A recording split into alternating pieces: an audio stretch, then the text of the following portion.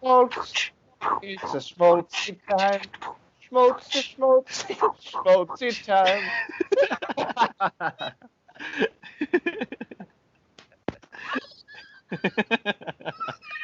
Welcome back to Schmaltz.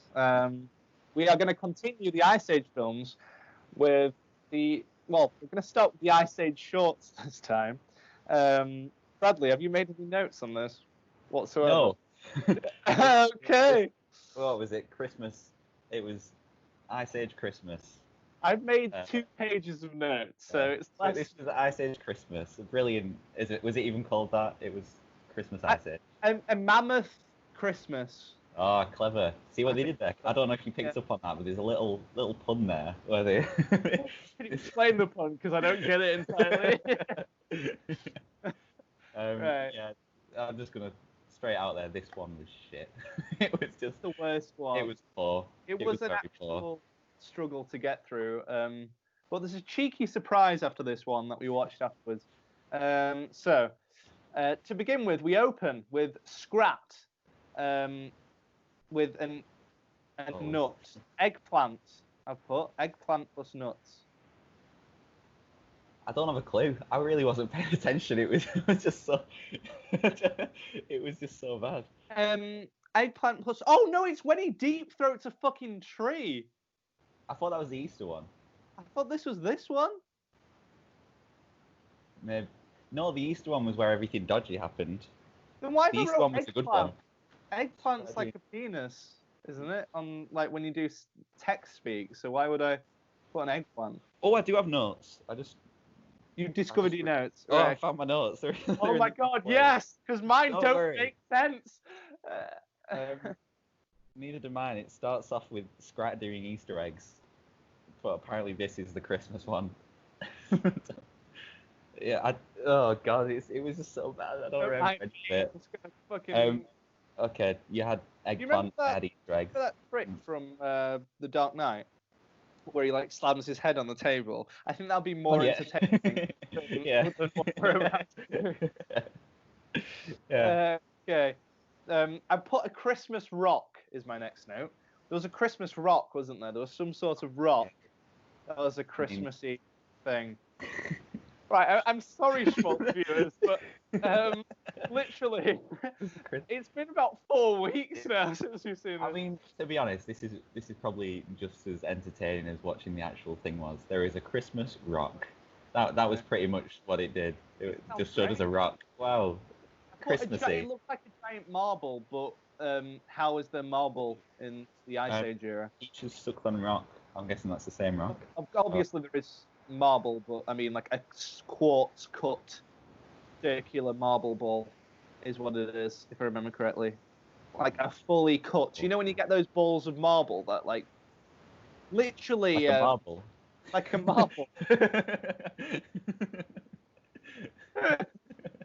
Yes, Bradley. Yeah. Exactly. What is this genius? Alright.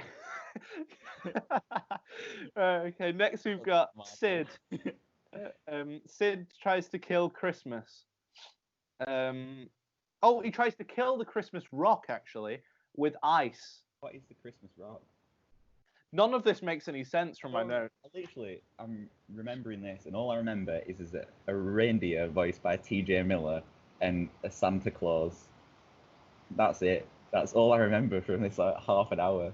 Should we really mention T.J. Miller after the sexual misconduct allegations? But he's nothing like that happens in this Ice Age Christmas special. Only India. Well, I mean, except for Sid, but that's just Sid, innit? So. Also, all right. Okay, yeah. Let's just. I don't know. There's a Christmas rock. Sid adds. No, right. At some point, he tries to kill the rock with like ice throwing stars, doesn't he, or something like that? And then he throws a throwing star, and then it goes through Manny's hair. Because I put Manny wears a toupee because it goes through his hair. His hair goes up, like it flies off his head, and then it lands back on his head. So Manny, for the past movies, wears a toupee. Yeah. Confirmed, theory confirmed. We can announce for everyone out there that Manny does in fact wear a toupee. I know you've woken up every single morning for the last 20 years just wondering about how he gets his hair styled that way. He doesn't. That's the key. So do I. I mean, my toupee's been doing quite well for a while. Next we have Santa ? Real person. Yeah. Do you want to explain what Santa looks like in this movie? I genuinely believed leading up to this, I was saying to Bradley, is it going to be like, like a prehistoric creature that's going to be Santa, something a bit more within universe? But no, what does Santa look like, Bradley? Just Santa. He's just. I mean, this whole thing is just like badly animated. It's gone back to like Ice Age 1 animation, like and watching it straight after Ice Age 3, when we were literally praising it for like actually having pretty cool scenes. And then we get to this, which is just bland and boring, and there's just Santa. And I mean, everyone loves Santa, I guess, but could have at least had him be like a dinosaur or something. I want a Santa that eats children. Come on, give me something to work with. It's like ho ho ho, but in like a massive fucking growl. Yeah. Next we've got Sid frozen in his own tears, is what I've wrote down. I don't know. I think I'm making up my own story here. I don't remember any of this film, so it's probably not good to say anything to me. Just carry on. Well, at this point, said he's done. I've wrote down. I've done that on multiple films, but the first one you said you were done as well, and wrote that down. But on this, you said just after Sid freezes himself in his own tears, Bradley says, "Okay, yeah, don't watch this anymore." Is this officially the point? I thought Rock, I was done. Apparently, that's what it says. I said, Bradley, I wrote down every single time when you're done. And this is, Scrat bites him. I put. This is fucking shit. I don't know what I wrote here. Ice skating is the next scene. Scrat dance of the Sugar Plum Fairy with a nut. I put that down. I remember. To be fair, I did enjoy that bit just because I like music, I guess. It's just the only thing it had. I just needed something to pick up my spirits. So they played Dance of the Sugar Plum Fairies, and I was... Once again, the scrap bit is the highlight. Yeah, exactly. Yeah. It's a bad film when the only bit that's good is the scrap bit. So.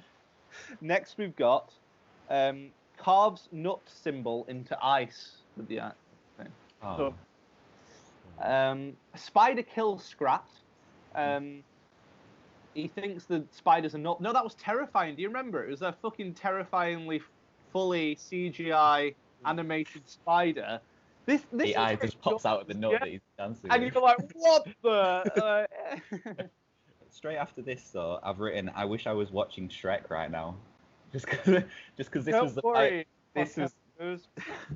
This was the point when I remembered the Shrek Christmas special and how funny it was and how much I enjoyed it.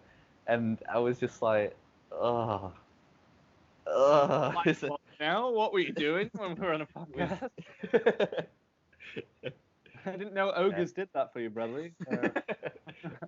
Or Fiona, I mean. Ooh. Oh, Fiona. Don't try that. I'm going to try it. It's going to happen in like 5 minutes. I'm going to give it a go, Bradley. I mean, my lovely, great accent of, what was he called? Buck, the other last podcast. Oh, yeah. You got to do it every time. Most terrifying thing in Ice Age, I put, with Santa. This episode's just batshit scary. Like, you've got real life Santa from like the 21st century, then you've also got like a spider as a nut. Scrap must have shit himself. I'm surprised he didn't have a heart attack. Maybe that's just because I hate spiders. Do you remember the start of Ice Age 2 when you mentioned that Scrat shit himself? Maybe this is actually a time jump. And next we've got copied Shrek slightly. I put slightly, but I feel fully. Yeah. A few of the Ice Age stuff is a bit of a copy of Shrek in it, just trying to do its own thing, but a bit more mainstream, I guess. Or just a bit. Michael Myers. Yeah, I've written here animation looks like a PS3 game, so it just didn't impress me, this one. I was just I was just dead. Uncharted 3, Yeah. Ice Age Deception. We got Reindeer guy from Deadpool. T.J. Miller. Don't Yeah. mention him. Well, we already have. Nice So, one, Connor. Glad you put that in there. I should have put it in earlier, not halfway through. Yeah. Prancer, Suze saves them from death. Sorry, my handwriting's so bad I can't read it myself. Diego frozen to death is the next scene, apparently. Northern. At this point. What? Like, Sid's frozen. Diego's frozen. Oh, Scrap's probably frozen. You're fulfilling the name of Ice Age. Yeah, it's finally come true. Next, we've got the Northern Lights. Oh, yeah, we did. We had the Northern Lights. Oh, wow. Remember that? Yeah. We were like, oh, that's the Northern Lights. What an So then we inventive moved on. technique. Yeah. No one's ever shown the Northern Lights in a film before. That's just really... It just makes me want to go there. We should take a trip to the Northern Lights, Bradley. That's what we should do. Shows... Oh, wait. Shows... Right, so we've got Peaches next. I can't remember if she's a teenager now, or if she's, like, still a baby. Oh, no, yeah, she's emo, I think, now. Okay. Just for this... I think. You think? Oh, Christ. Big memory, isn't it? I don't remember this. I'm going to go faster. We're almost there. Yeah. Peaches... Get me through this. Peaches starts an avalanche, kills someone, apparently. I got Santa dead in capital letters, so did she kill Santa? Santa, right, we're piecing it together. We're doing... Nice We're one. piecing it together. Well done, Bradley.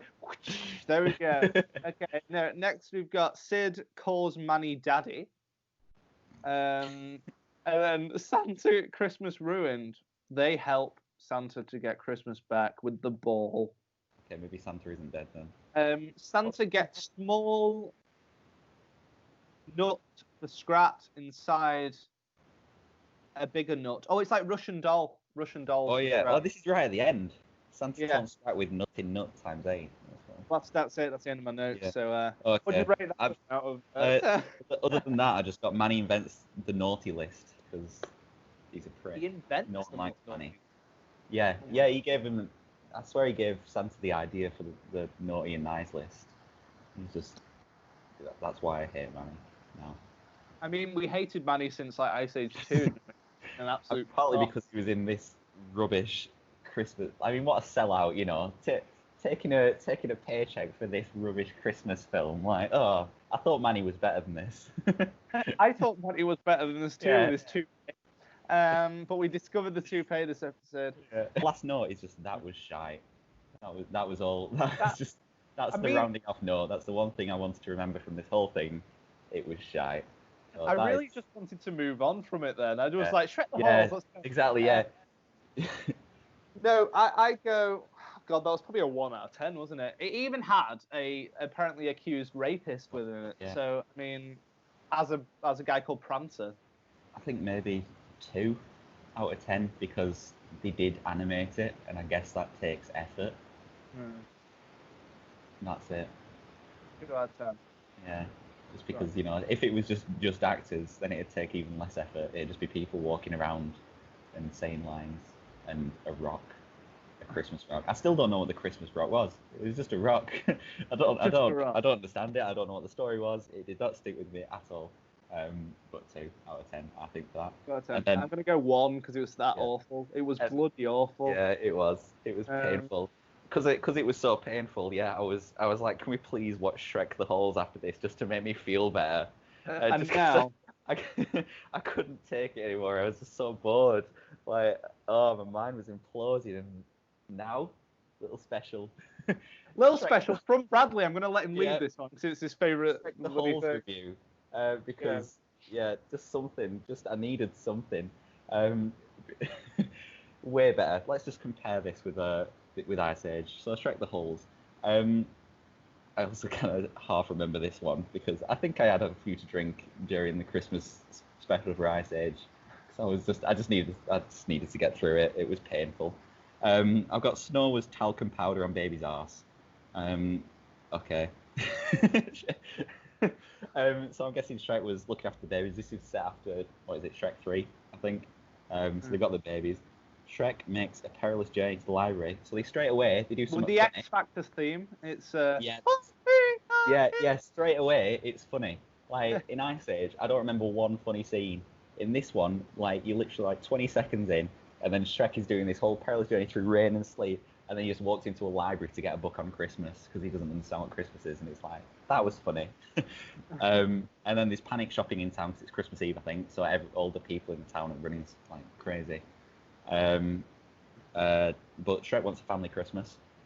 Capital letters family, because Shrek's nice. Shrek's a character you like. Shrek's a good guy. Manny is just a little shit who makes a naughty list, who ruins the lives of half the children in the world because he invents the naughty list, possibly one of the worst creations of mankind, or mankind, eh? Oh, for God's sake. That's as bad as we reached that level. For Blue Sky.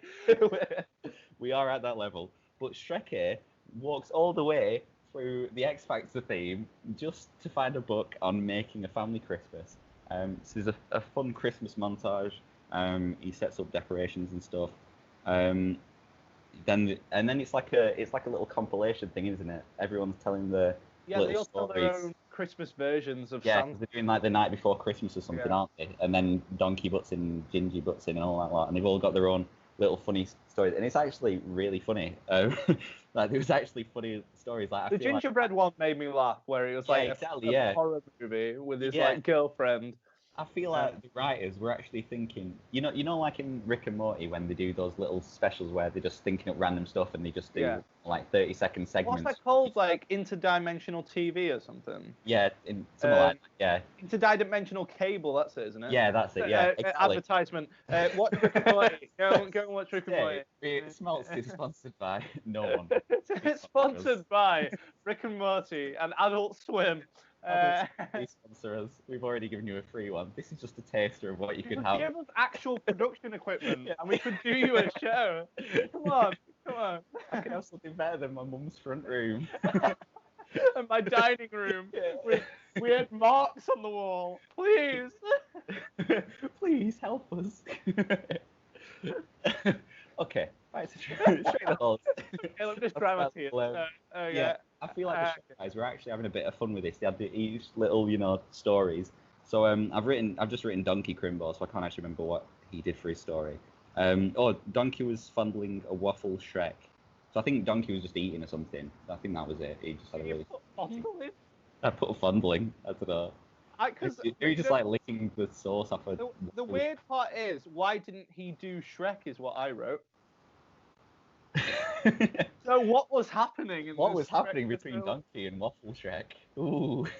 Tell us in the comments down below at youtube.com/. So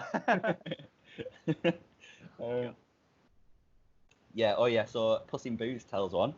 Yeah. He starts one off, and then he gets distracted by a bauble on the Christmas tree, so he just starts doing the cat thing where he's pawing at the bauble. And that's funny. That's actually a funny thing that cats do. Get it? Clever, an actual joke in a Christmas episode. It's mad, Apart from when they get old. Right. Sooty doesn't do that anymore. Oh, yeah. Sooty, I chuck a ball and she goes like this. Yeah. You have to lie the ball next to her. Then she'll be like, She'll fall asleep on it. And then arguably the best part of Shrek the Whole is the bit that I actually remembered before watching this, which is Gingy's story. Where he's having, like you were saying, he's having a little date with his gingerbread girlfriend in a little gingerbread car on like the mantelpiece, and they just they're just sitting like it's meant to look like a little cliff, and they've got the lights all over the cliff, but they're actually on the mantelpiece, and then this giant Santa comes up, and he just screams, and it's like something like Jurassic Park, where he's just like. And then he picks up Gingy's girlfriend and eats her, and Gingy's just like. I remember watching this on BBC One though when it like came out like years ago. How did they get away with that? That was on at like 7 o'clock on Christmas Day. Like it was like. And it's just so funny that there's this like demon Santa. Like you don't need to have this cookie cutter Oh, I'm on fire. Oh, for God's sake. Oh God, I'm on it today. Sorry. Don't need this cookie cutter Santa like you got in Ice Age, where it's just Santa and that's his personality. You have this actual jokes on Santa where he's like this demon thing that eats gingerbread females. I guess he left Gingy, I think. I can't remember. Gingerbread female. Gingerbread female. Yeah. Gingerbread women. I think that's the way. Yeah. Women. I don't know, when you said gingerbread female, it sounded really weird. I was like, gingerbread women. Yeah. And then actually, no, gingerbread woman. You don't get like a line of gingerbread people. No, like... man, in it. Or gingerbread man.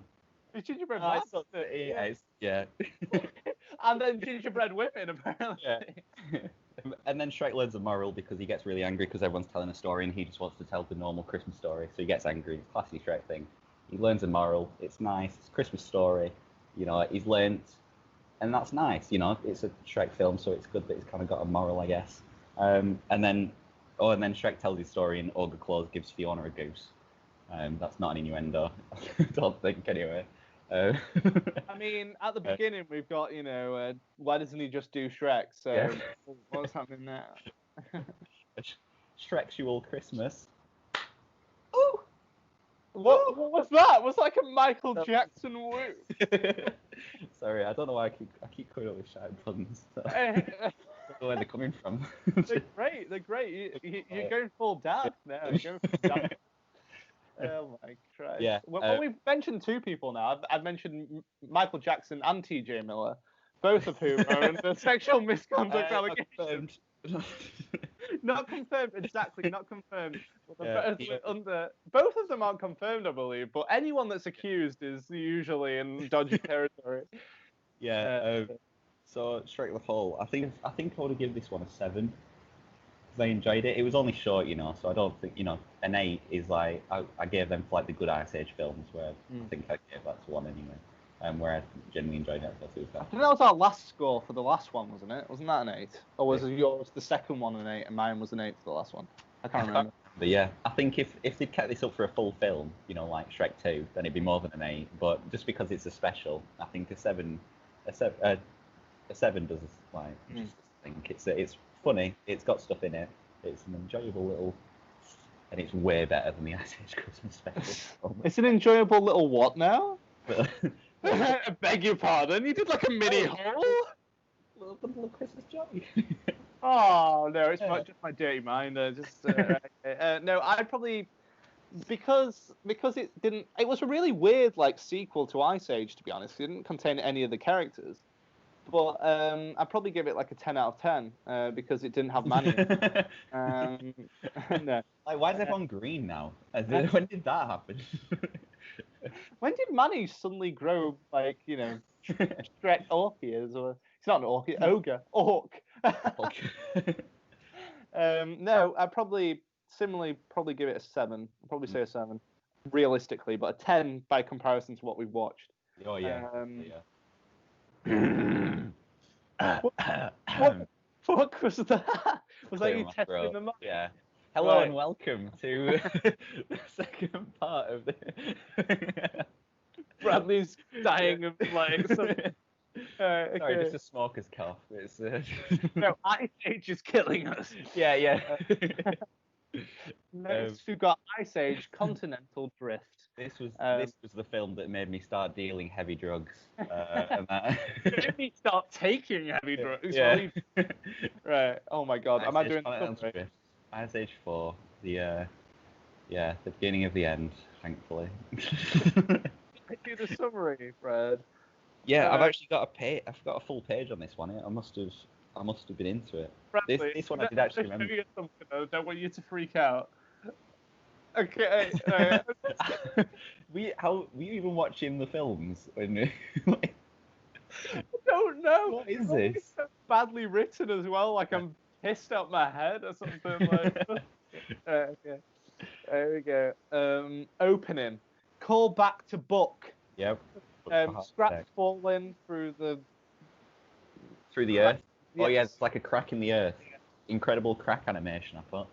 And then and then Scrat falls through the earth, and then Buck's there because obviously he's under the earth and he's riding Rudy, I think, because he's Buck, and it's like, oh look, a good character, bye, and that's it for the film. No more good characters. Yeah, but you didn't, Bradley. You didn't want Buck back. You know you didn't. We know that we didn't. No, I guess now on reflection. But yeah, so he falls through the crack and then he falls on the center of the earth, which is a big rock again. They've got something with important rocks. Is it the Christmas rock though? It could be, maybe this is the evolution of the Christmas rock.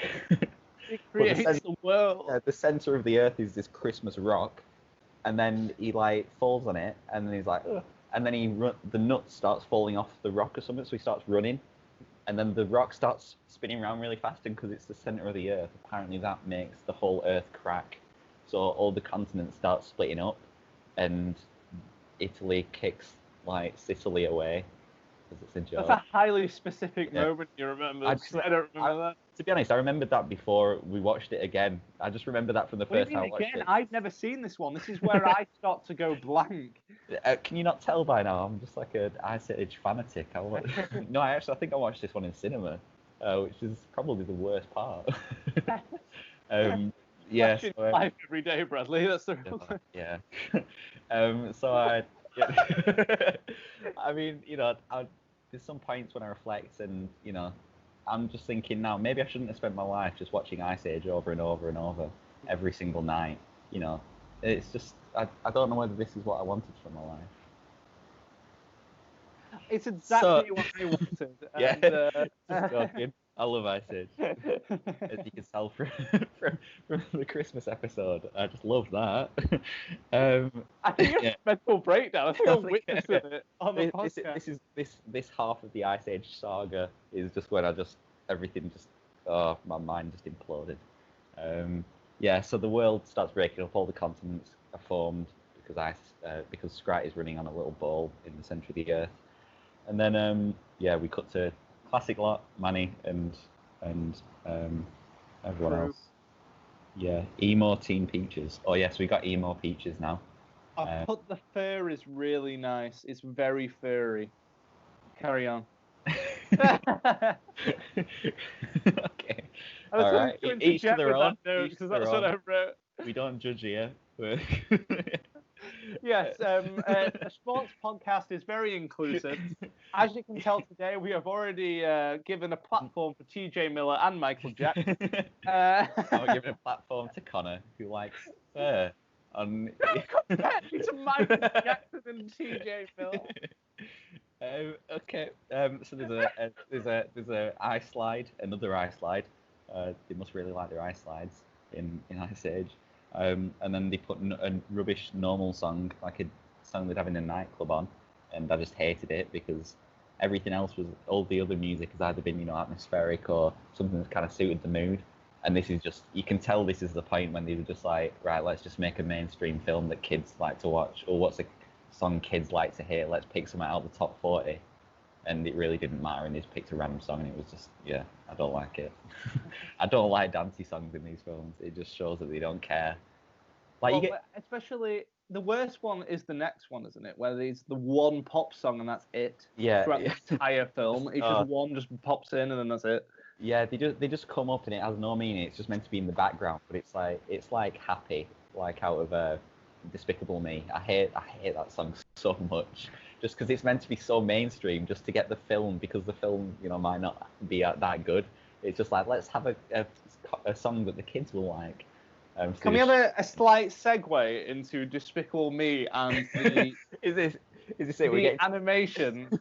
No, the really just absolute shit of Ice Age. So we're like, every choice we can, we just take it away into like a slightly better. Right, impromptu discussion about Despicable Me. Here we go. Right, okay. So Despicable Me. Okay. I believe it's by Illumination Films. I believe that's what it's called. And their animation, I hate with a passion. Right. So they did like Secret Life of Pets as well, didn't they? Mm-hmm. Stuff like that. And basically, the animation in the foreground is really good, but in the background, it's what I was saying to you about the original Ice Age, where there's nothing there. But they do it nowadays. Like, they just do stuff in the foreground, and then everything in the background is like fucking copied and pasted, like just a long line. It's one of those that they just don't care as much. Like, you can tell with, I mean, obviously Pixar's an easy one to pick out because they're just great. But you can tell with other animation studios that, they care and they want things to look cinematic. It's a film, so they want it to look filmy, and they want things to look nice, and they try and be creative with this stuff because it's an animated film. The kind of improvement on normal filmmaking with animated films is that they can, create whatever they want. And exactly. you can tell with like Illumination, and I guess actually with Blue Sky a bit as well, is that they just think, right, what does a mammoth look like? Done. Let's make a mammoth. What does a person look like? Person. What does Santa look like? He just looks like Santa. Let's get a Google image and de-render it. But you can tell with these other ones that actually care is that they try and be creative with it. Like they've got different, even with like Disney, like the kind of more mainstream ones like Frozen and stuff. You can tell the facial strips are a bit different and stuff like that. Things look creative and colours and whatever. But yeah, Despicable Me, the first one I kind of enjoyed because it's a fun story and they were trying to kick something off, obviously. Steve Carell's good, but I don't know. I just hate their animation. The older I've got, the worse it gets. Pixar, you say, is a brilliant example of when someone cares. I'm so excited for that new one, that Soul or whatever it's called, where he dies. Have you seen the trailer? Oh yeah. This is going to be a theme in like every 10-minute segment of this podcast is just going to be me saying I like music and films, and that one is about a jazz singer, and I'm just like yes. I'm so that seems like my shit though. Some of the animation in that looks crazy. As like the trailer goes between like 2D animation, 3D animation, like anime kind of style, and I'm there like this looks great. I am slightly worried. A little bit, just because I've been a bit worried that Pixar's kind of been falling off lately with the sequels, and I hate Incredibles 2. Another matter. But if they do it right, I think the concept is quite good. I like the idea of a normal world. Incredibles 2. Let's just review every animated film. No, while we're on this segue, I'm going to ask you, what do you think of Incredibles 2? Incredibles 2, I think, was amazing animation.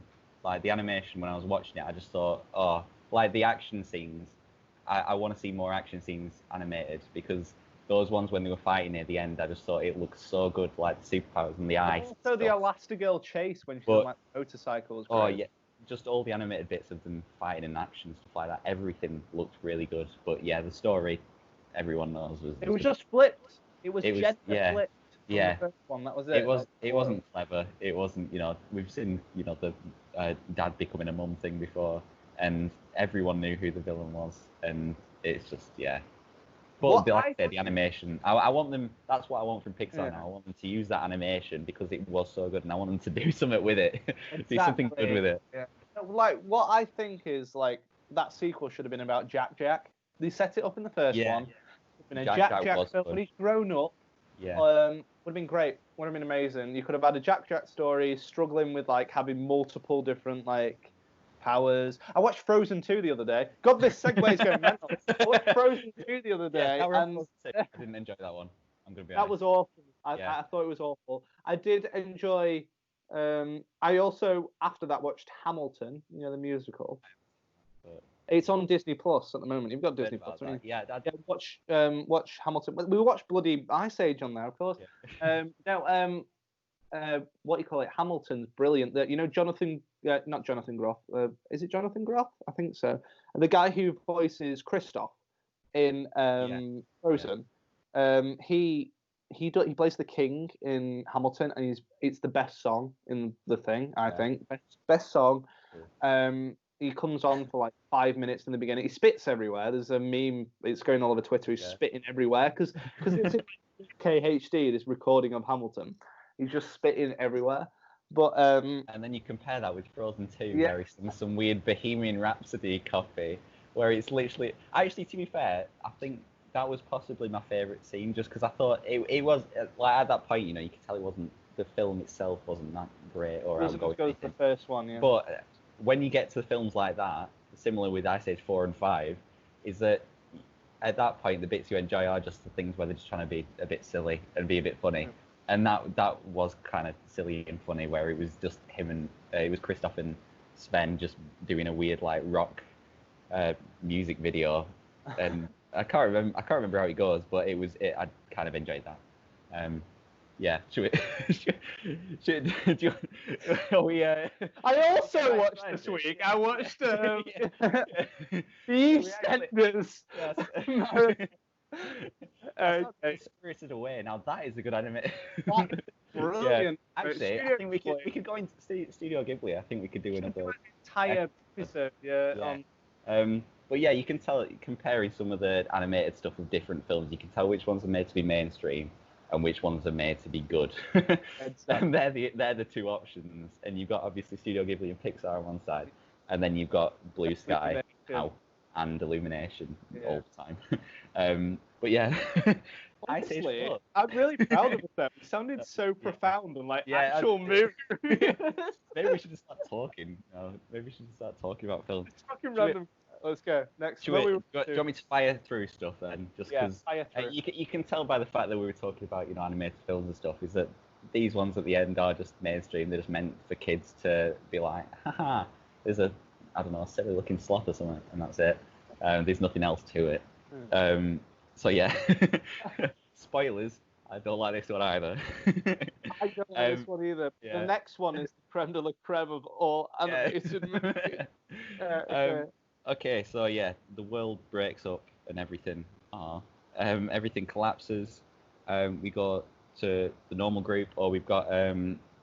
So then there's this weird slide that Ellie wants to go down, and then she goes down a slide, and then Manny's not happy because she's jumped off. It's pretty much a cliff. It's like a death slide, and Manny's not happy, so he like tells her off because she's a girl still.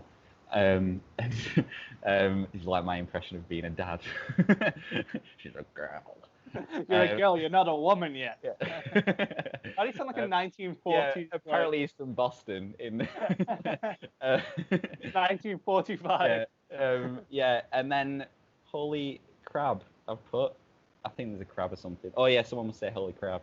Everything collapses. There's a big wall coming in, like in Star Wars, like the wall's pushing everyone off a cliff, and then everyone's running. And then Manny, like the main crew, Manny and Diego and Sid are on this little bit of ice. Sid's got a family. Fun fact. I didn't even write that down, but I remember it. Sid's got a family. He's got a mum, dad, a brother, and a grandma. Yeah. Most annoying character in the world. Grandma Wanda. I just like, because I like Wanda Sykes, so I quite like her voice. No, I enjoyed the one bit with the like merman things where they seduce them and grandma. Yeah, we'll get.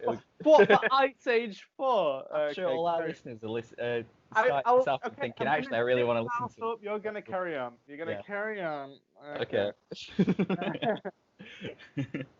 Are you not feeling all the dramatic tension that I'm building through this rendition? I'm not gonna lie to you. We're gonna have to whiz through this one because we spent so much time on that. Yeah, you're right. So everything collapses. There's actually a really good.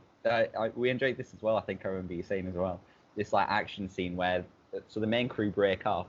And literally everything happens. So I've got a list of every like event that happens to the main crew. So we've got a collapse where the cliffs collapse under them. Then they start drowning. They manage to get out of the water and they climb up onto this block of ice. So then they're all separated from the families. So like Ellie and whatever are on this cliff, and the main crew are like floating away on this block of ice. Then there's an evil crab that's on the thing. So the crab starts attacking them, and they start fighting the crab. Then there's a storm, so they go over like this huge wave. You're doing really well right now. I just want to okay. They go on this huge wave, and they're like, "Oh my god, we're all gonna die." Even the crab's scared, and then they go into this storm, and then they see a tornado. So this tornado comes and hits the ice, and then they start flying up in this tornado icing, and they collapse on the water, and they collapse on the ice again. Somehow they're not ripped apart. Well, I say they're not ripped apart, except from the crab. So all the main crew are right, and then Sid's like holding onto this crab's leg, and then he looks up, and the crab is gone. There's just his legs stuck in the ice. So this crab has been ripped apart in this tornado. Then they're in a tornado. Oh yeah, so then I've written mile high. Fucking fucked up. Then I've written mile high drop. So they fall out of this tornado, which is when he gets that, and then they get attacked by piranhas. Just to finish it A off. lot happened to them, like Yeah, and then somehow they're all alive. Yeah. So they've literally gone through every possible Is Peter Dinklage here yet, or is he? No, in a minute. So we got Wanda Sykes in the tree, little grandma in the tree. Somehow she survived as well. No one noticed. She survived all of that, and on the same iceberg as them, and none of them noticed. Then there's a unicorn. I can't. Was there? I've written unicorns confirmed canon.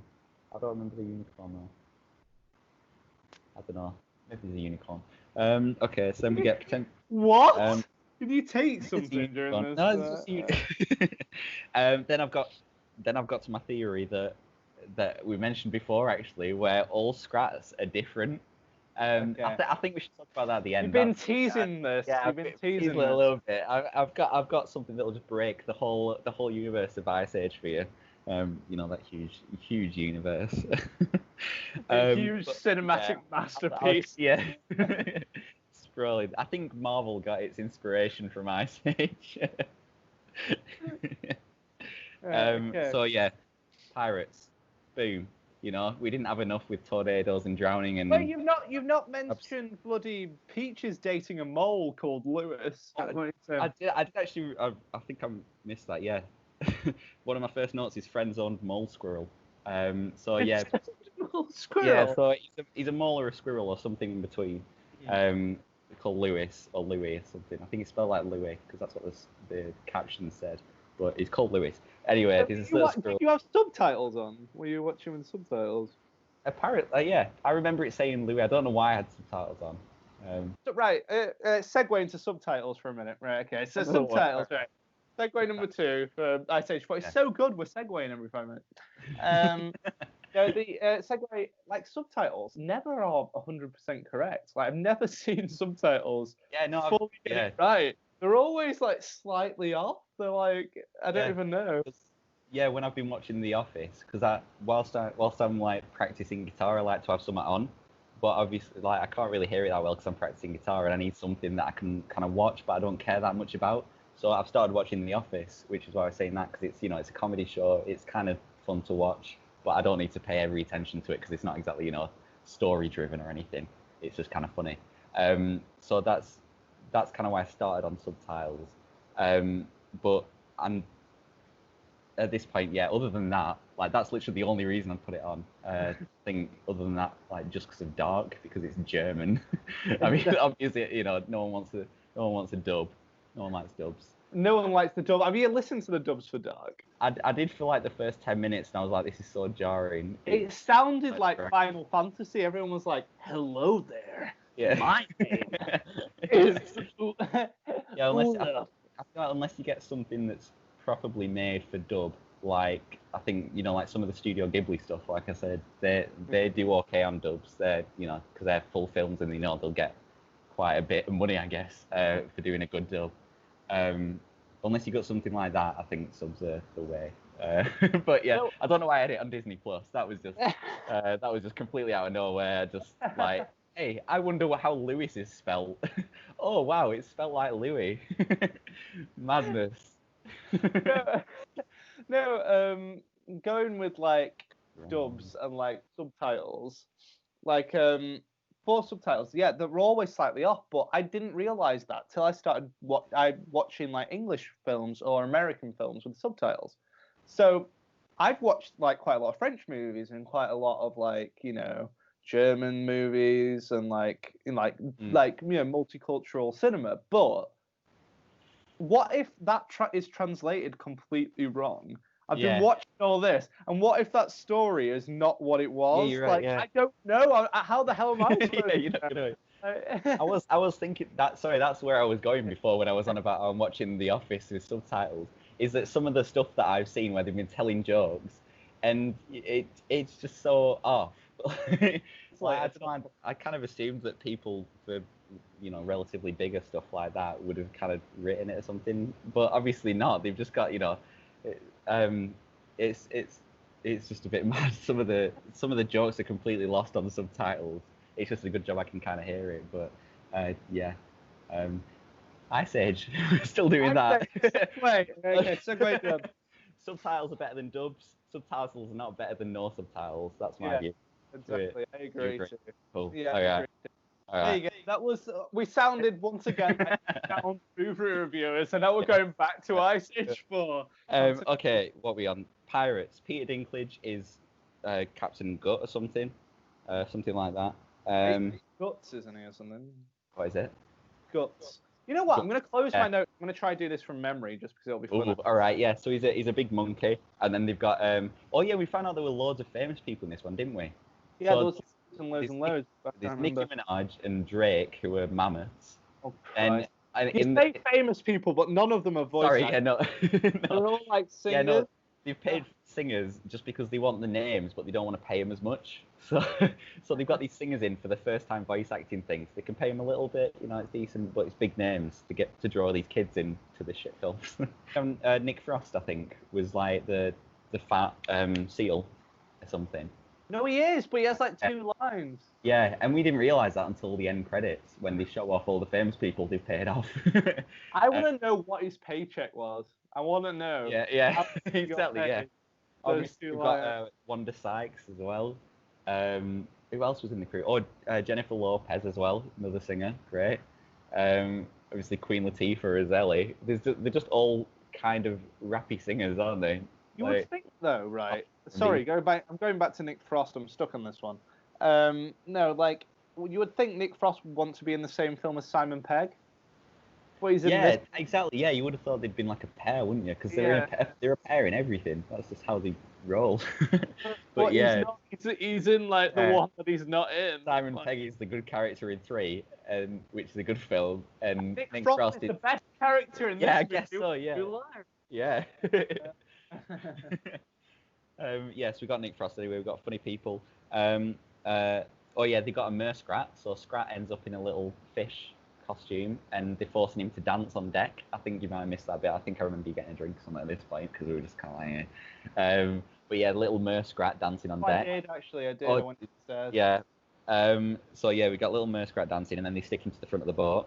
Then a Peter Dinklage. I came back. They're all tied up to the map. Oh, sorry. So that's just after this. So we had a little Peter Dinklage music number. Because that's what everyone wants, in a film full of singers. I missed all Peter Dinklage. You have to explain this. I didn't see this musical. Oh, it's just, Peter Dinklage's voice. He's kind of deep. He's got a kind of gruff voice, hasn't he? And it's just so weird. Like everything's in like a lower pitch than it should be. Everyone knows he can't sing, and it's so weird. It's just, it was bad. I think this was when you went for a drink because we were like, I don't care about the music number. It's not good. It was just, Everyone knows though that like Peter Dinklage is like such a good voice actor because he was, hired for Destiny, and then he got fired and replaced by Nolan North. So he must be so good if he gets replaced. Yeah.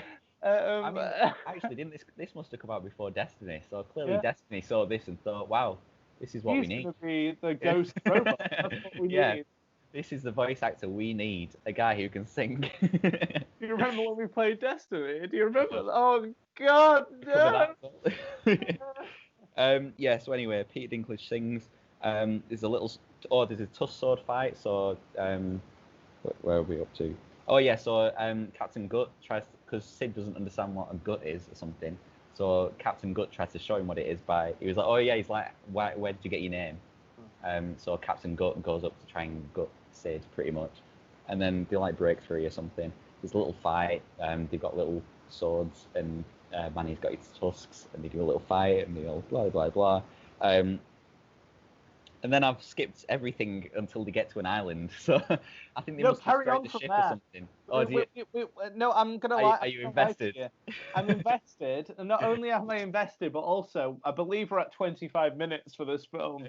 So I want you to power through, Bradley. I don't know. We're not for this film. For this, Frozen 2, Despicable Me, the Despicable Me series, Minions, subtitles, Pixar, we've got Studio Ghibli, it's subtitles, The Office, we've covered everything in this one. Okay, right, anyway, yes, so they get to an island because the whole ship crashes. Captain Gut loses all his booty, not booty, it's food. So they lose the ship, then Manny goes away on a little ice thing, and then Gut goes away on his own ice thing, and they leave. Oh yeah, there's a female Diego as well. They leave female Diego. So female Diego goes with Manny and Diego and them lot because she doesn't really have a choice. So then they get to this island, and there's these little gerbil things, which I guess are introduced to be like minions, unless minions were copied off the gerbils. I don't know. But yeah, there's these little gerbils. Oh, that little really tribe cute. of Ewoks. Yeah, exactly. Wars. And we see the pirates have got this island as well first, and they're making a new ship, and they're using a mop made of gerbils, and these gerbils are being used as like slaves because they're so nice and cute. And so they've got a mop made of gerbils that they're sweeping the floor with, and like they're all making the ship and stuff whilst the pirates are being pirates. So Sid does a little theatre production where he shows the gerbils what happened between the pirates and stuff, and how to defeat him and whatever. So the gerbils are all really invested like that, and then Sid, and that was actually quite funny. I did enjoy this. I enjoyed this kind of island bit, just because, like I was saying before, it's this bit, when you're in a film that's not meant to be great, the funny bits and the silly bits are actually all right. So the gerbils I enjoyed.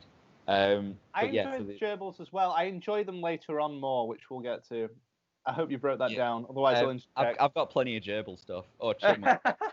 Gerbils and chipmunks just switch between because I don't actually know what they are. They're just cute little. They like gerbils, didn't they? They might be chipmunks. I don't know. I mean, it's in the Ice Age. They're probably not either. They're probably just some weird. Some prehistoric. Yeah. We're probably descended from those gerbils. So. So. To be fair, one of them did look like me and you. So Sid wants these gerbils to fight. Oh well, no, the guys want these gerbils to help fight against these pirates to get the ship and, escape and whatever. So there's a weird chipmunk orgy on Diego. That's what I've put. So the chipmunks really like Diego. So they're all like on his skin. Do you remember that? Like they're all hanging off Diego, and he's just got like a fur made of little chipmunks. Like, anyway. I don't remember that. I don't remember it. Oh god. Was I getting another drink already? I couldn't have been. It was only 20 minutes later. Yes, and they do this fun little action scene as well, where the gerbils are like this full army, and they've got what is it? What's the film called? The Scottish one with the blue paint. Blue paint. What? Yeah. Braveheart. Braveheart. Yeah, they do a little Braveheart thing where the lead chipmunk's got a little blue paint on, and they're all like. and then they all like kind of charge down, and the pirate, and that is actually quite funny, to be fair. And then you also have chipmunks on like little bits of leaf. Yeah, and that's it. So they all run at the pirates, and the pirates run at them to fight them off. And then they get the leaves out and they fly over them on the leaves. So then all the pirates run to this Manny costume that's actually a fake Manny that they made, whilst they go around to the ship and steal the ship. So there's like flying chipmunks, and these pirates are like, oh my god, and then they run back. Brad, I'm going to give you a challenge right now. Do you think you can do this in 4 minutes? I think I can. So, right, so they steal the ship, but Sid eats some berries, so he gets knocked out unconscious or something, and he like flops on the floor. So then they have to save Sid. So most of them are on the ship, I think, but then Manny's and Diego are trying to save Sid. Grandma's just on the ship, I think, something like that. So they run with Sid, they throw Sid onto the ship, and then he slides straight off because it's made of ice and falls off the other side. And I mean, I'm surprised he didn't die, but he didn't. So then they grab him again, and there's all these, flying chipmunks and stuff. And then they run to this ice to try and jump on the ship as it's leaving, because the ship is leaving before him. And then the female Diego is running with them, and Diego persuades her to come with them on the ship because the pirates left her earlier. Okay. But then she agrees, so she runs with him, but then she pushes some rocks in front of the pirates and stays around the corner.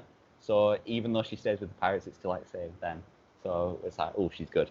Anyway, so they leave on the best of both worlds. Yeah, exactly.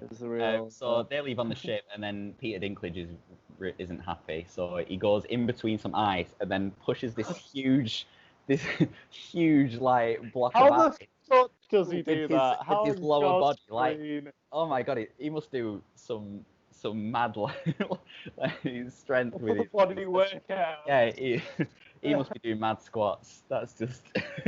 But he breaks away this huge bit of ice, so he has pretty much a bigger ship than the other lot. And it's like, why did you get the chipmunks to make you a ship when you could have literally pushed it away with your legs in like 5 seconds?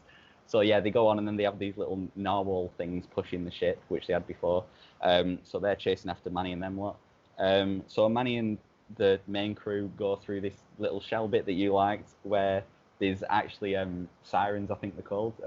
These little fish. Oh, the only bit of the movie I enjoyed. Right, so they go through the fish bit, right? They go through, there's all the sirens there, and then they all get these hallucinations, don't they? So you've got Manny has a hallucination about his family, you've got Sid has a hallucination about female sloth, which I believe is the same sloth like animation for the next one. Oh, so yeah. The next one, So that's like a cheeky teaser for the next movie. And then you've got Diego.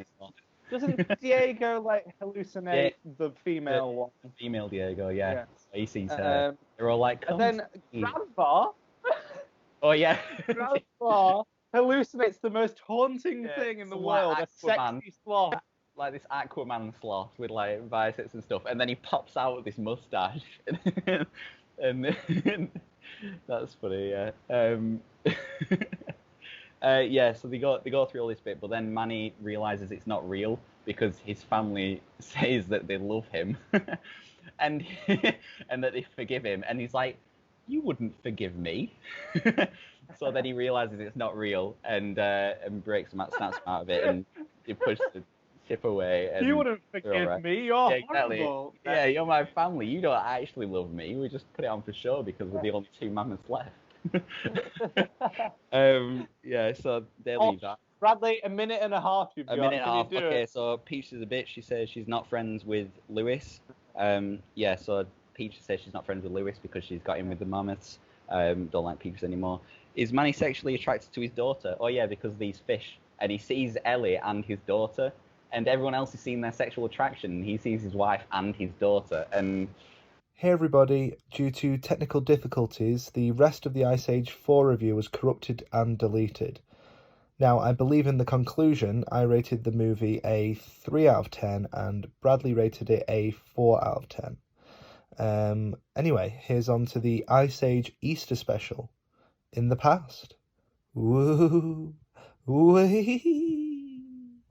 Welcome back to Schmaltz. Okay, the next on the agenda is Ice Age, the short, the Easter special. This is it's just Easter special. Easter. Oh, thank God you remember. I don't. I mean, I've told you many times. I've watched this like at least 50 times. 50 times? Jesus. No, you're not. I know you're not. See in your eyes. I have no interest in watching that again. Right, our millions of podcast listeners, right? They don't see your eyes, but I see those eyes, and I can see that you... Right, we're going to do a quick recap as well of the last one. So, last one we got Precious. We missed out Precious, and we also missed out a couple of bits at the end, even though I did. In my what a surprise! In my 1 minute recap, I forgot a couple of bits. I'm sorry, Connor. I'm sorry. You breathe. I'm complimenting you. Breathe, man. Literally, Bradley did really well in recapping the entire story of Ice Age 4 in like 4 minutes. But we missed out Precious.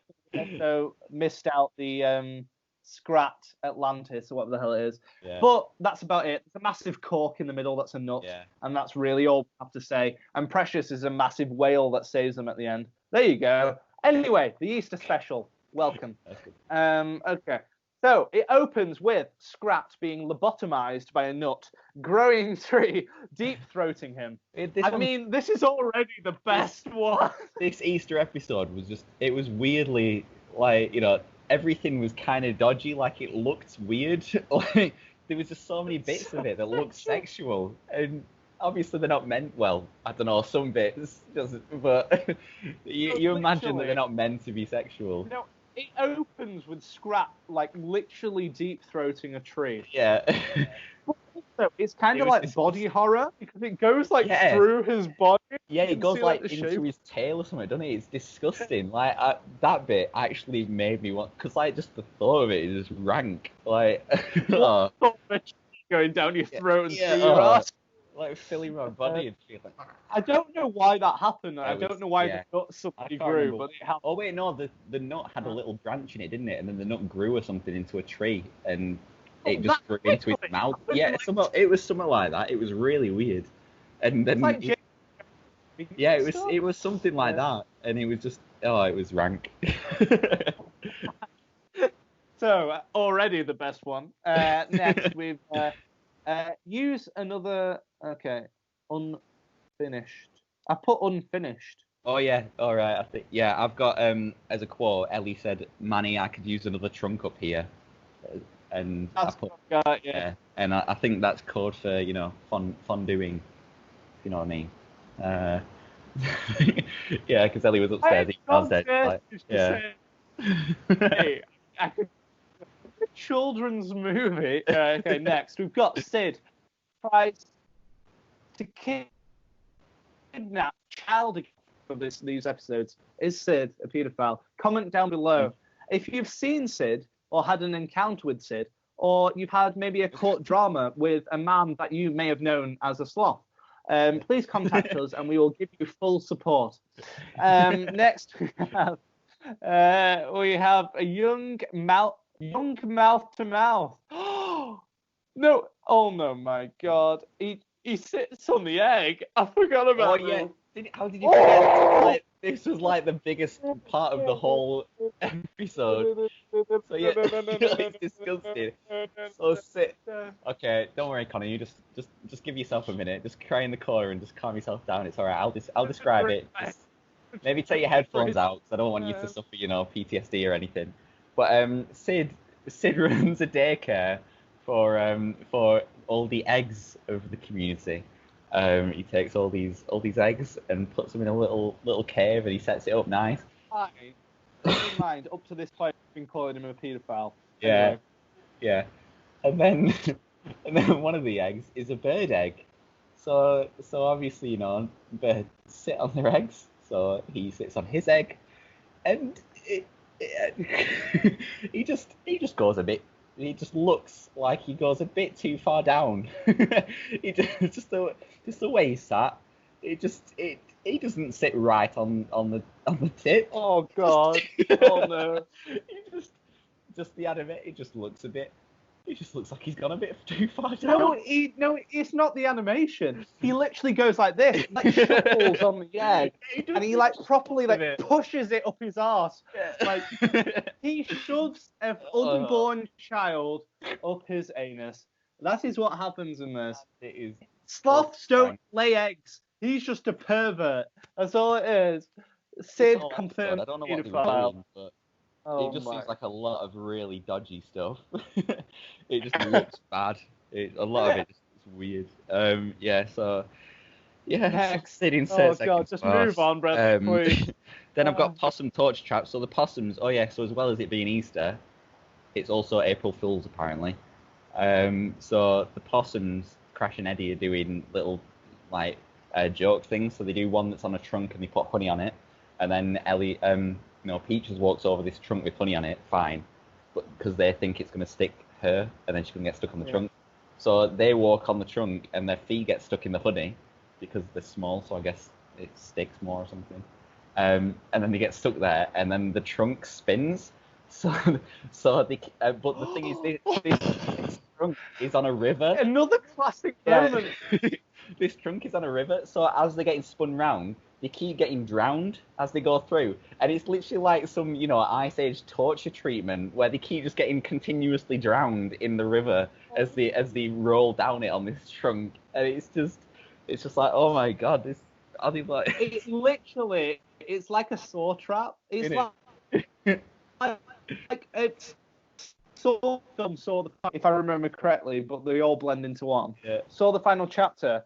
The guy glues him, like Saw, whatever he's called, Jigsaw, the guy's name, I forget. He glues a guy to a chair in a car, and then he has to drive a car and escape. But it slowly it crashes into something. It's all like that. But he's trying to rip his back off it and stuff. That's all it reminded me of. It reminded me of Ice Age, the Easter special. A film like this shouldn't remind me of Saw the final chapter. It's really mad, isn't it? Like all the other films we've been making jokes about how there's innuendos and stuff just because it's funny. But this one genuinely looks like there's actually dodgy stuff in it. Like it just looks weird. Like some of. So yeah, so this I've put. We're only like 10 minutes in. Yeah. We're like 10 minutes to this. I've got deep throat, arsehole fucking like egg rape, and then fucking like them drowning themselves. And then I've got Sid's stretch torture as well. So that must happen. Oh, and then no, I googled what this was called. What was it called? Carry on. I'm gonna Yeah, and then Possum's also set up this big hill just full of traps. Disruption, dismemberment. That's it. Yeah, and that's what they do to Sid. The horses in real life. Anyway, so they do that to Sid, and then except he doesn't get dismembered, thankfully, I guess. I wouldn't put it past. So then we also have this hill full of like torture traps, so there's little bear traps on it and stuff like that. Anyway, but that doesn't nothing happens to that yet. So all the eggs that Sid was looking after, he loses them because there's the rabbit pirate from the film before comes in, wants to steal the eggs and ruin it. Which is why we recapped who he was. Yeah, that's why. Because I knew that he was coming up. Yeah. So he steals all the eggs, and then they have to follow a little map to find all the eggs, which is meant to be like Easter egg hunt. Haha, funny. Get it? Because it's Easter. And he paints them all, doesn't he? Oh yeah, he paints them all so they're like fitted into the background, so they go collect all the Easter eggs. And then there's one left that looks like a nut. This bit was actually pretty funny and kind of clever. It looks like a nut, so Scrat is going for the egg, but obviously all the main crew are going for the egg. So Scrat and the main crew all have a fight over this egg nut thing, which is actually pretty funny. It's something I didn't know I wanted, which is a Scrat Manny fight, but it happens. But yeah, doesn't Scrat win? Or is that me remembering? I mean, you get the egg at the end. I can't remember actually. It might be washed off or something. I can't remember. But yes, this whole thing. Scrat wins. No, Scrat wins all of it. He fights them all. Somehow defeats a mammoth, right? And then Manny sucks up some water and spits it with his trunk. Ah, okay. And it reveals that it's just an egg. But Scrat, right? The power of Scrat defeats a mammoth, a sloth, and a saber-toothed tiger. And yet he can't defeat the ground and a nut and a female Scrat and a wall. He can't defeat sex, just sex. No, it's too much. Yes, then the bunny gets defeated. They get the last egg from the bunny. The bunny ends up in this hill of traps that the possum set up, and gets tortured in that as well. And then Scrat falls into like a mud pile, but it looks like a chocolate fountain, but it's actually meant to be mud or something. And then Scrat gets frozen in it, so he ends up as a chocolate bunny. That's the thing. Like the end result looks like a chocolate bunny, that's how chocolate bunnies started. But I've also got a little interjection. That's the end of the episode, right? Oh yeah. I've got a little interjection, which is that Peach says something about having children, right? And Ellie responds, now that makes sense. So throughout this, Peach has just been like, rebelling a little bit, but only a little bit. And the thing that resolves that storyline for the Easter special is that, Peach just wants to have kids now. So yeah, that's what mammoths do. Let's fucking have. She's not a strong, independent female character, is she? She's just. Well, it was years ago at this point, but I mean, it was when you watch like 1940s movies, to 1960s, like it is bad. It's really bad. But this is just a highlight of that sort of like sexual, just weirdly dodgy topics, like constantly. It's just weirdly dodgy. It's just actual sexism within there's so many underlying things that it just seems like there's too many for it to not kind of be forced in. But yeah, that's it. There's just a lot of torture. Right. They save the eggs. All the parents get their eggs back. Yeah. Oh wait, no, you're recapping. Sorry, I'll let you. Yeah, they get all the eggs back. I was just interrupting. All the parents are happy. It's been Easter. They've done an Easter egg hunt. They've got Easter eggs. They've coloured the eggs, so it's like they've covered every topic of Easter. That's and there's a chocolate bunny. So that's Easter as well. That's it. So it's brilliant. It's the best one. No, all right. So Bradley, what is your score? Do you remember what you gave it? Oh, I think I'll have given this a 7.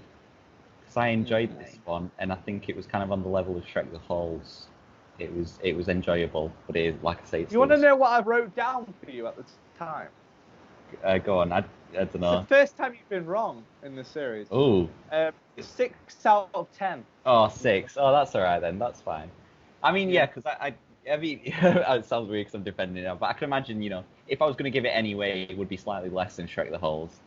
So 6 is fair enough, I think. But yeah, it is close to that level of, an enjoyable, special, I guess. But yeah, it was just dodgy, some of the bits. I don't know if I'd want to watch.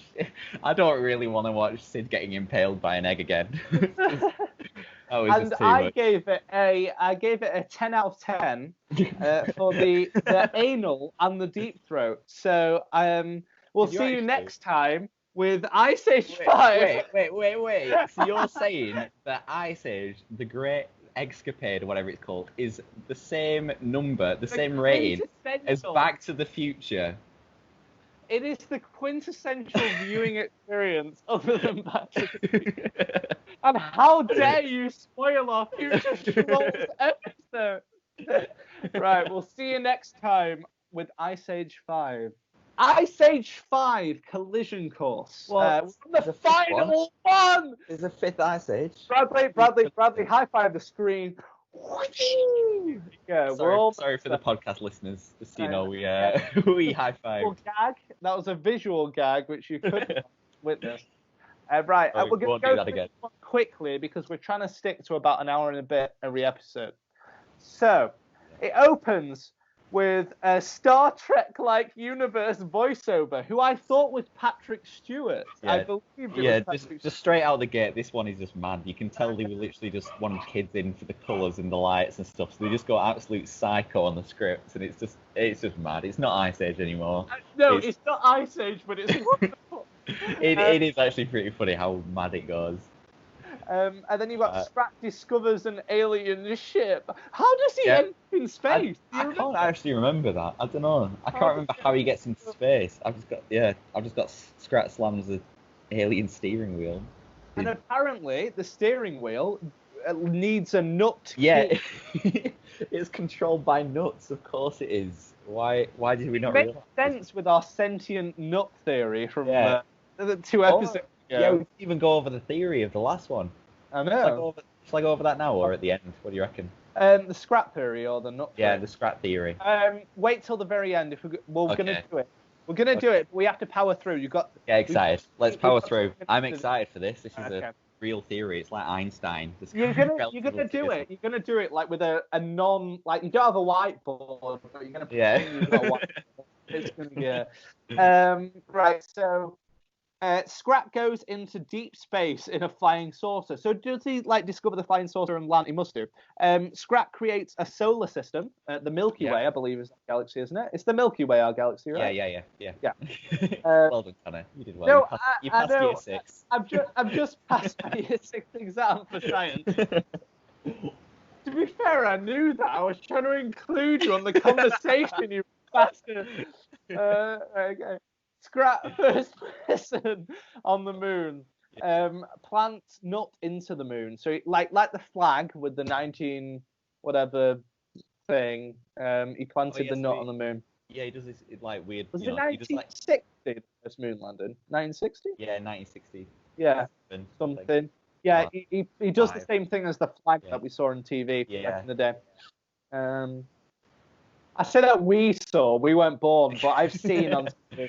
I have watched it on TV. I have watched it through Doctor Who and through other films and TV shows that were shown on the moon. I've watched it on TV when it was like the anniversary of it or whatever it was. Yeah. So anyway, Scrat first person on moon, plants nut into a thing, creates meteor strikes. Because when he plants the nut, it splits the moon into multiple pieces. Yeah. And meteors just come down to Earth. Every time he plants a nut, it somehow breaks a planet. I don't know what I mean. Not saying the moon is a planet, but you know what I mean. He breaks something. Bear in mind that Scrat is currently in the fucking solar system. Yeah, he's in a space. When did this happen? Yeah, he was just having fun in ice walls and stuff because it's Ice Age, and now he's in a spaceship that's powered by a nut, and he creates a solar system by crashing into planets, and then he's I mean, there's even more. There's so much more. There is so much more, but even this is just mad. Like, when did this happen? Oh god, this When is did it actually start? breaking me. This is Yeah. breaking me. Oh my god. Yeah, where I got broken by the Christmas episode just because it was so boring. This one broke me just because I didn't have a clue. I'm like, okay, sure, I'll go with that. As Bradley got broken by the Christmas episode, I got broke by this because Yeah. it was batshit insane. Okay, Right, yeah. okay. So Then we're back with the family. So there's the normal lot. Peaches is apparently older, even though she looks the same. She's now with the mammoth that wasn't Drake, the mammoth who was voiced by someone we don't know, because they couldn't afford Drake. Their boyfriend and girlfriend. It was the random extra from the last one, wasn't it? It was, yeah. And they were like, make him a main character. Yeah, because they couldn't afford Drake, so they just had to get the other mammoth. Why not? Then the chipmunks are back, little gerbils, little Easter egg. They gave up being temporary slaves for the pirates to become permanent slaves for our main characters. And they served them drinks and the Hawaii bar. Yeah, exactly. Yeah, they're just a little bar and all the gerbils are serving them, and it's like, well, that's nice. Our main characters, the good guys, have actually. Take about 5 seconds to just like think about. I wish I was on a holiday right now. Hawaii with chipmunks serving me drinks. What do you mean? No, it's I fine. fucking hate I'm happy. COVID-19. Next, carry on. What do you mean? I'm so happy that I've been able to spend 3 months locked in watching Ice Age films. This is just the greatest. This is with me. I am better than any female company that you could possibly have. This is exactly what I wanted from 2020. Okay, so we've got the little chipmunk slaves again. Scrat loses. Oh yeah, so we're back to Scrat in the spaceship, and he flies so fast that he loses his skin, and his teeth. Oh my god, yeah. Oh wait, no, sorry, it's not so fast. He turns the gravity on, doesn't he? Yeah. He turns gravity on. Yeah. So heavy. So he collapses against the floor to try and reach the switch that turns gravity on, apparently. And his skin like peels off his body, and his teeth falls out his mouth and stabs into the floor, and it's just disgusting. Oh yeah, not only did he fall out and stab, but they stab into his tongue. So his teeth fall out and like just pummel his tongue, and it's actually rank. Another rank one. Near the end of Ice Age, they just went a bit sick, didn't they? You can tell they were just a bit. All we have to say is, this is not condoned by Blue Sky Productions, but you're a sick bastard. Yeah. Whoever did this. You're a sick motherfucker. Okay. Yeah, so he turns on gravity, and that's funny, I guess. So then Scrat, like you said, causes a comet. There's a comet that's like the one that kills the dinosaurs, but it didn't kill the dinosaurs. But there's another one that's going to kill the mammoths. So they're almost. Oh yeah, so was there a party or something? Oh yeah, it's Ellie and Manny's anniversary. So Ellie does this really nice thing where everyone's singing for Manny, and then she gets annoyed that Manny didn't organise a choir for her, because for every anniversary you organise a choir and a party for the other person. That's how it works. So Ellie organises a sick party, but then the comet comes down and like, oh my god, and they're almost killed by the ball of fire, and then there's another action scene, like the last one, there's a huge action scene where they just keep getting attacked by disasters. So they're almost killed by a ball of fire, crushed by a tree, trapped in a cave. Also, you've missed the point where Diego bonds with Julian. Julian is the name of the random mammoth, which is Peach's boyfriend. And Diego, they're like, what do you call it? Manny's getting jealous because Diego's bonding with Julian. I believe Sid does at some point. That's all Manny ever does. Get jealous or annoyed or angry. Is he actually a terrible person? And he created the naughty list. God damn it, Manny.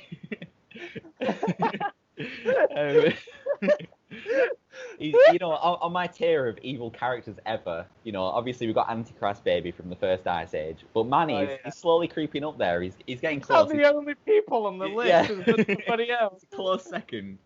So comets. Then we get Buck. I can't remember how he comes into him. Oh yeah, he's fighting dinosaurs, isn't he? Stone or something, doesn't he? He's fighting the flying dinosaurs, isn't he? And then there's an operatic intro like the one from Mrs. Doubtfire where it's like Figaro, Figaro, Figaro, and then he fits in words to do with attacking dinosaurs.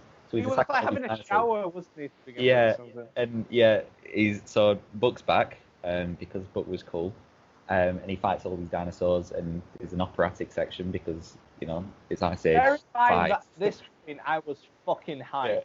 Yeah. I was like, yes. Oh yeah, yes, Buck's Buck back, is my back. favorite character. Yeah. Just wait. Yeah, Damn, brother. Yeah. We went hyped along with you. So yeah, there's an operatic intro, which was kind of funny, I guess, but it was still a bit boring. Words weren't good. What am I surprised? The Ice Age 5 writers didn't write a good operatic section.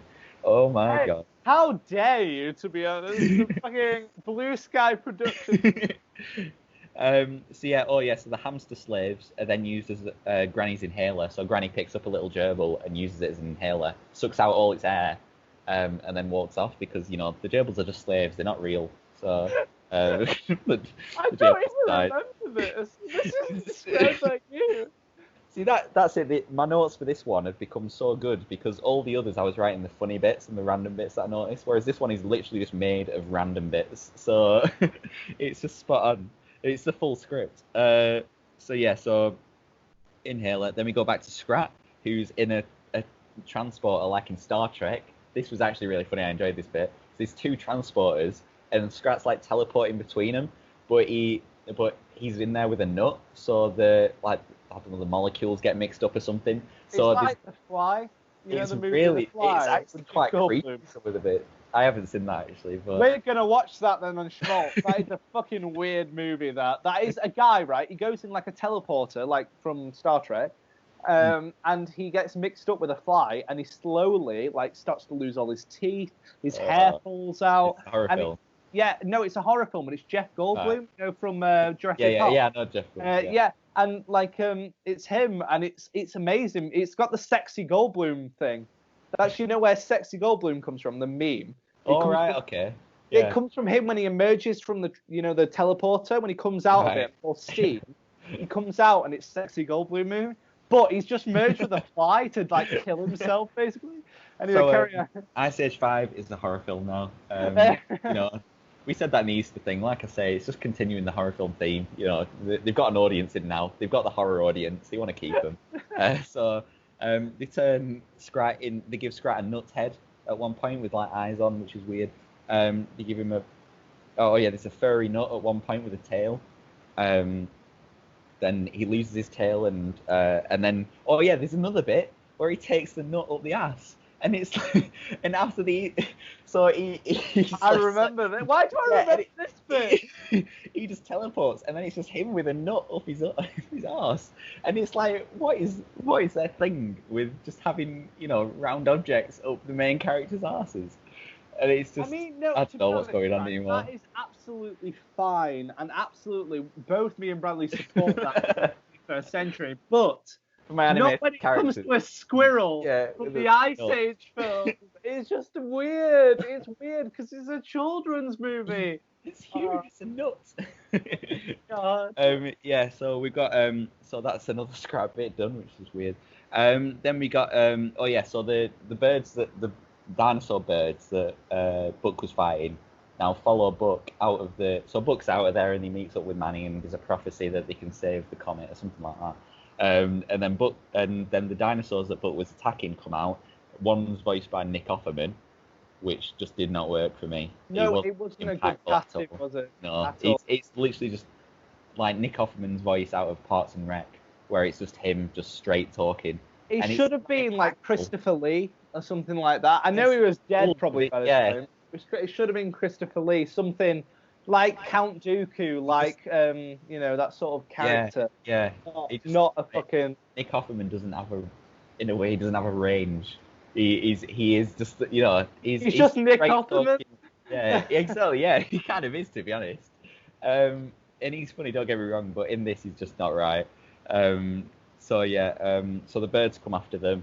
They can't track, so they chase them, and then they go into the trees, and then they can't track them through the trees apparently, because obviously birds don't track things through trees. That's not how birds work. I'm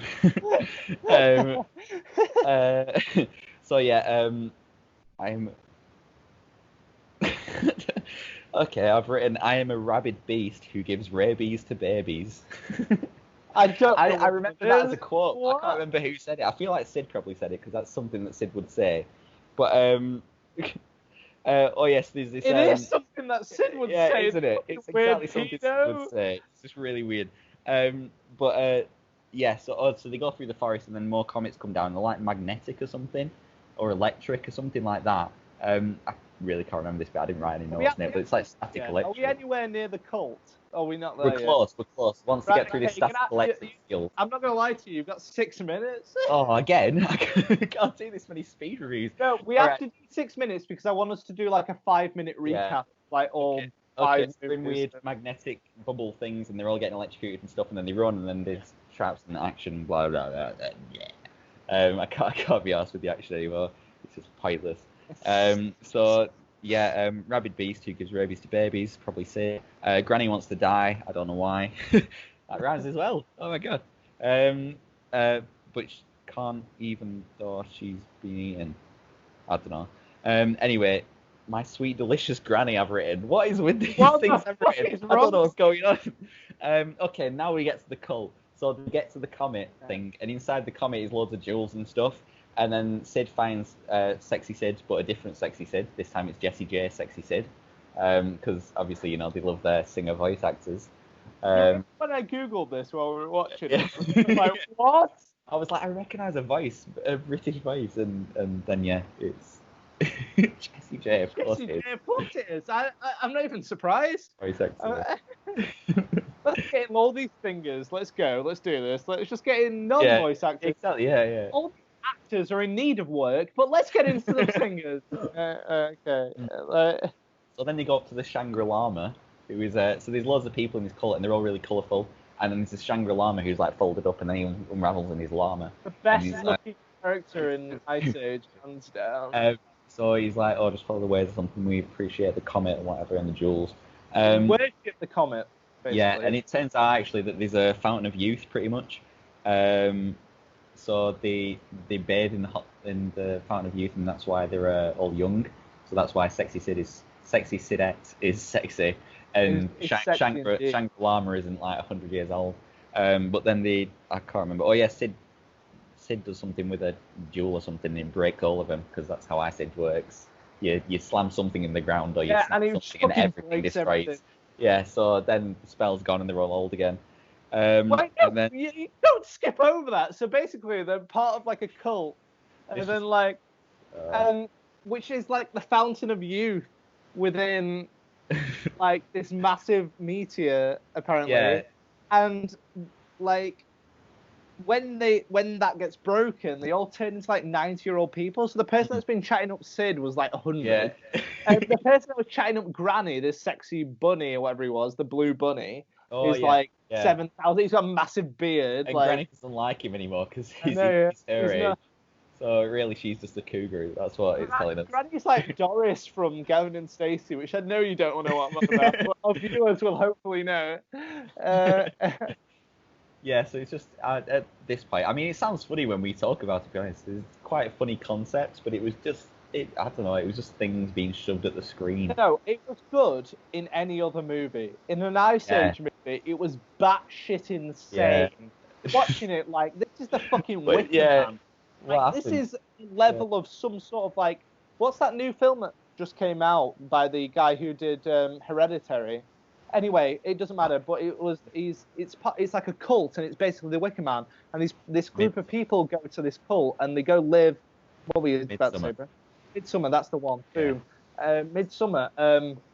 It's Midsummer. Like, it's just Midsummer with an Ice Age. It's really fucked up. Like, I don't know what the fuck we're watching. I haven't watched Midsummer, but I'm hoping there was less murder in this one. I mean, Midsummer's kind of... Yeah, it is weirdly the same. It is. It's fucking Ice Age.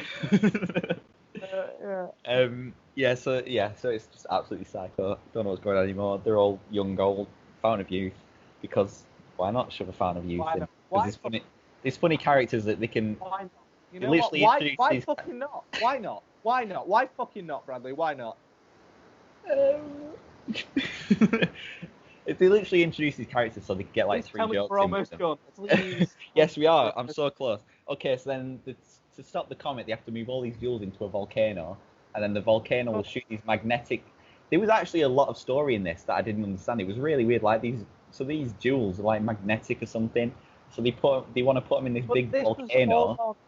Buck, when he came up and he brought that massive. Oh, of course, I didn't even write about Buck. It was a prophecy. It was a prophecy thing by Buck. Yeah, I haven't even written about Buck. Like, so Buck has a prophecy, and he has these weird guys in his head. He's shitting this. He's got multiple personalities, two fellas. Yeah, and Neil deGrasse Tyson just in his head, and it's so random. And Neil deGrasse Tyson voices Neil deGrasse Tyson. It's so weird, and it's like it's not actually that funny. They're just copying off the genie in Aladdin. Anyway, so they have to get these magnetic rocks in a volcano in it to shoot it up to get the magnet to move the comet away from Earth or something, and they do it, and then there's one big rock that they have to get in. So that's the action scene. You have to really, get together to get this rock in, and then the dinosaur birds have a change of conscience, and they want to help everyone because otherwise they die. So then they get. Carry on quick! And I've written, I just couldn't care less. I'm going to be honest. There was so much going on, and there was actually plot, but I just didn't care about the plot. It was like there was science behind it, and I just didn't care about any of it. None of it. Oh, it was pointless. Anyway, so then they win, obviously, because it's Ice Age. They're not going to all die, are they? I really hoped they'd all die. That's what I wanted at the start of this film. If they'd have all died, it would have been like Avengers early. The movie Melancholia, or whatever it's called, by the bloody guy who did Nymphomaniac on all these really pessimistic movies. I'm gonna get the name. Carry on, Bradley. Get the name. This is what it reminded me of. These are all films I should be watching. Maybe we should do these podcasts as well. All the films that I've mentioned that I haven't watched. I'm not gonna like it. If we do this, you'll be so depressed. This director is. So then they win. Blah blah blah blah. Granny detonates volcano bomb. Oh yeah, there's actually a Lars von Trier. That one. I've actually heard it. Movie. Yeah, no, he's depressing as fuck. And that's what I expected from this movie. You expected a Lars von Trier movie from Ice Age 5. From the ending, I genuinely expected a Lars von Trier outcome. I expected them all to die. I was like, oh, this is a good tie-up. Like, I know it's a bit back insane, but they can't survive. It would have been cool. Yeah. It would have meant something in the universe. And then, no, never mind. So Granny detonates the volcano bomb. It's all fine. And then apparently the Fountain of Youth is still there, but it's actually a hot tub of youth. And Granny stays. And Granny stays with the old people, so she goes in the hot tub. Hot as fuck. So she turns into like what's Beyonce in Austin Powers 3 or whatever. That's a really random reference, but it's like Foxy Mama or something, and she's got like this afro, and she's just like it's like 70s shit with like flares on her jeans and stuff. Just like Foxy Mama, That's the most random thing, but that's just what came into my head. She looks like Beyonce in Austin Powers 3. Mr. Powers.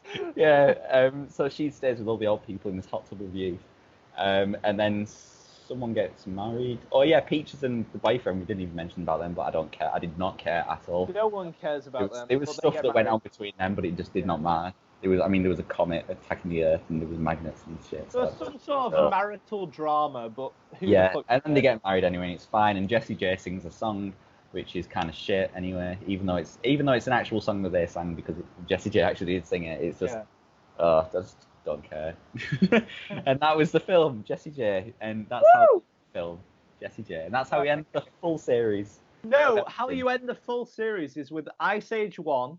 Scrat washes up on a shore. There's a small thing. Full circle, actually, because he crash lands in this, doesn't he, in his flying saucer at the end or something like that. So he crash lands. I'm pretty sure he does, if I remember by memory. I think I wrote it down because I wanted full circle. Yes, wait. Oh, yeah, in the first one he Scrat destroys Mars. Right, so Scrat destroys Mars in the final scene. Kills all civilization, apparently. Gets rid of all the water from Mars. And then crashes back on Earth. Full circle. There you go. Wow. That's it, and he washes up on shore in Ice Age 1. Beautiful. Beautiful. Boom! This film is a cinematic universe of master... What? It was just, it was really weird, because it sounds quite fun when we talk about it, but it just, I don't know, it was just that much random stuff. Do you want to know what I rated? It wasn't done well. It was just boring. Go on. A 2 out of 10. It's 2 out of 10. I think it might be higher than that. Just compare that, We've got 10 out of 10 for Easter Escapade, and then you got 2 out of 10 for Ice Age 5. I think it might be higher than a 2 out. I don't know. You put it a 4 out of 10. 4, apparently. Yeah, because that was it. It was random and like that was it. Yeah, it's what I've been saying. It was kind of funny with the random, but I'm going to stick with the two. You know why? Because we've got a lot of films to review on this show. Schmaltzy time, and I think it's fucking awful as a film, as a concept. It is dreadful. Why, like, do it? Like, do you have any last thoughts to say in Ice Age 5? So bored. So fucking bored. I mean, you hear the Shangri-La, and to me, if I heard someone say, "Oh, the Shangri-La's in it," I would have thought, "Wow, this is going to be funny." Even if it's a shit funny, it's going to be funny. It just wasn't. It just wasn't. What a poor way to end. Yeah. Yeah. You know what I mean? Welcome back to Schmaltz, and welcome back to the absolute recap, the definitive recap of Ice Age, the franchise. And Bradley is going to give his theory to start with. What do you have to say, Bradley? Yeah, talk about the recap, but we'll have that in a minute.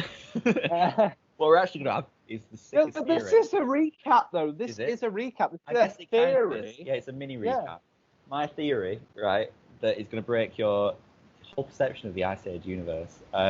You're about to say Little Minds. I knew you were. It's going to break your Little Minds.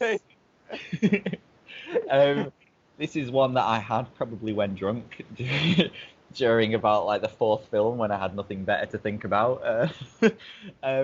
My theory is that all Scrats are different Scrats. Just because it just made sense to me just when I thought of it. Like, it does make sense because I think it's in the first film, Scrat washes up on a beach and then there's a dead Scrat skeleton there. And it's like, are all Scrats exactly the same? And if that's the case, then how do we know we've been looking at the same Scrat? Because all Scrats like nuts. We know that. We've had Scrat and Scratette, and she liked nuts. When you saw Scrat Atlantis, you thought to yourself, you know what I'm saying? Yeah, oh yeah, so Scrat Atlantis, which we didn't really talk about, but in the fourth film, there's Scrat Atlantis at the end, where there's just loads of Scrats, like, loving nuts and stuff, and it's really weird, like a sexual orgy of nuts. Not nuts, but nuts. But yeah, so my thing is, because Scrat must die so many times. Like, he falls off cliffs. He's been in the center of the earth. He's collided with planets. His teeth have fallen out his head. His skin's come off his skull. It's just like there's so many different ways he's died, and yet he doesn't have a toupee, like Manny. Okay, so maybe he's bad. He's got something going for him. Yeah, but that's what I'm thinking. Every time I was watching it from like the second half, I was just thinking, actually, is this the same Scrat? Because we know they all like nuts, and that's the only thing they have in common, all the Scrats. So I think they're actually different Scrats. It's just too much of a coincidence that all the Scrats just keep dying. It just doesn't make sense, and it's not logical in the real world, which this is obviously set in because we saw Santa. then it just doesn't make sense that Scrat just keeps getting in these escapades constantly and never gets an actual nut, and is satisfied with a nut. It just doesn't make sense. So I think Scrat keeps winning. Would you say an eggscapade? The great eggscapade. I think that was a different. Didn't that happen? Yeah, I think that was I think that was a different Scrat. You looked at me so blankly there, and I was like, we literally reviewed that like an hour and a half ago. We literally did that. Specials. I don't want to go back to the excavate now. I know I said it was alright, but that was for a special. We're going to do a recap anyway. After Brad's theory, we're going to do a recap. Yeah. Just comment down below. Let him know if he's right. Let him know if he's right. Say that, homie. On Twitter. Take it over. Sleep on Bradley, it. What's your Twitter? What's your Twitter? What, you think I'm a normal person? I don't use Twitter. Instagram. What's your Instagram? And comment down below on his latest photo from 2012. I don't want to look at my Instagram. I haven't used it in like 6 years. You do realise I'm just taking the piss just to make you Contact feel me on LinkedIn. Okay. LinkedIn, Bradley G.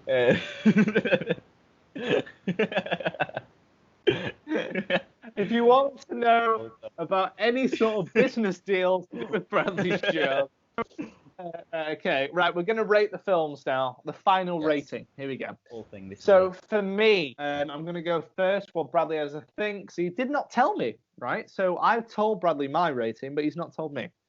I've gone 3, right? 3 is number 1. I think that is a good film. I think it is the best film. I think book is quality. Number 2 from that, I've put the Easter special. And you know why I've done that? Because I don't like it. I don't think it's good, but it is quality bad. It is the most. It's like The Room with Tommy Wiseau. It is the same sort of quality of shit. I think that's a lie. And it's only like 30 minutes. I think you like that because you're a sexual deviant and you just like Sid sitting on that egg. Yeah. You just watch that scene over and over again. How dare you expose me on a public podcast? I mean, after that, I've got 2. And then after that, I've got 1. And then I've got 5. And then I've got the Christmas special. Okay. So that, yeah. Yeah, that sounds pretty close actually. I think generally, we can't Apart be apart from the sexual deviancy from the, I think it's about the same. Yeah. Go, Bradley, go. What's your rating? Definitely 2 straight off. Said that before. 2's my favourite. Mine's 3. Then 3 because I just love that scene with the dinosaur. It was just so good.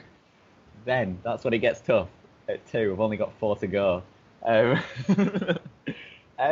think it might be the Easter one actually. I think I might, even though I've been joking about it, I think I might put that 3rd because all the other ones are just a bit boring.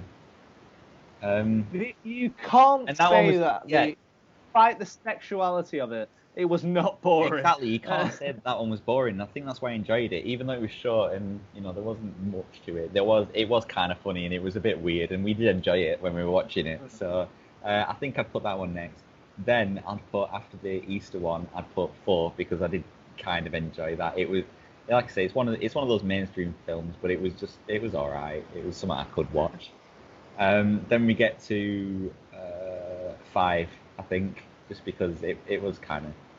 This sounds really bad that I'm putting 1 so far down, but the one that started off the Ice Age series. But yeah, it's 5. it's like doing Star Wars and saying A New Hope's the worst one. I mean, not quite, but it's the same. Yeah, I just put 5 next because I'm still a bit of a kid, and it was kind of funny. There was funny bits. Shangri-La, I guess that's kind of funny fun. So and Granny's in it again. I do kind of like Granny. So I fucking hate Granny. It depends on taste. It was kind of funny how bad Buck's personalities were. So there was just bits that were. It was bad funny. Then I've got 1, just Ice Age because I can I guess it started it all off, but I just got bored. I wasn't enjoying it that much. There was just not much to it except the dodos, I guess. But yeah, that's it. The other ones had funny stuff at least. And then last is the Christmas one, which just blew my mind how much I hated that one. It's the worst one, hands down. But yeah, just to clarify, my favourite Ice Age film is 100% Shrek the Holes. So.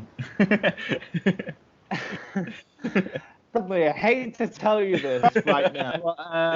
But, anyway, that is the end of the Schmaltz podcast, part 2 of the Ice Age movies. And we want you to comment, well, not the Schmaltz podcast in general, but the end of the Schmaltz podcast for the first 2-parter grandeur episode.